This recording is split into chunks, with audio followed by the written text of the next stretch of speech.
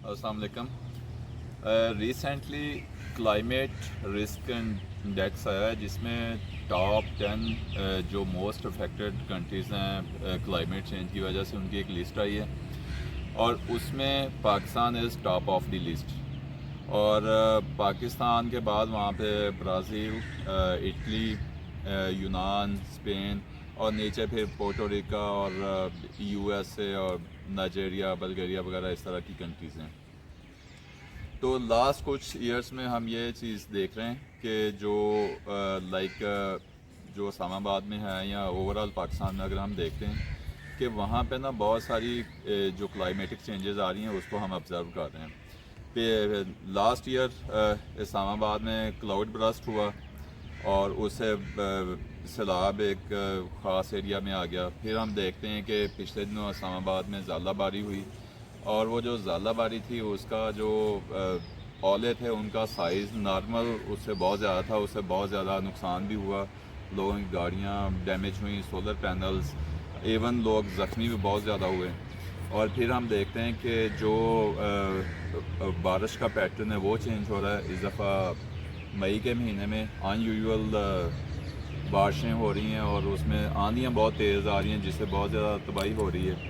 اور اس کے ساتھ ہم دیکھتے ہیں کہ نارملی اسموک اور وہ سارے اور سیزنز آگے پیچھے ہو رہے ہیں. تو بیسیکلی یہ ساری کلائمیٹک چینجز ہیں جو پاکستان کو کہہ لیں کہ بڑے سویئرلی ڈیمیج کر رہی ہیں.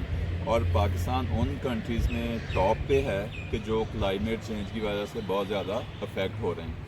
اور اس کے آگے بھی آنے والے دنوں میں بہت زیادہ ہم پہ نیگیٹو مطلب ریپرکشنز کچھ آ رہے ہیں، کچھ آئیں گے بھی کہ ہماری ایگریکلچر اس سے ڈسٹرب ہو رہی ہے. ہمارے واٹر ریسورسز جو ہیں ان پہ بھی افیکٹ آ رہا ہے. ہمارے ایون ود ان کہنے کے ریجن آپ کے جو واٹر ڈسپیوٹس ہیں وہ بھی دن بدن بڑھیں گے. پھر ہماری جو فوڈ شارٹیج بارش کی وجہ سے، سیلابس، گلیشیئر میلٹ ہو رہے ہیں، ویدر پیٹرن چینج ہو رہا ہے.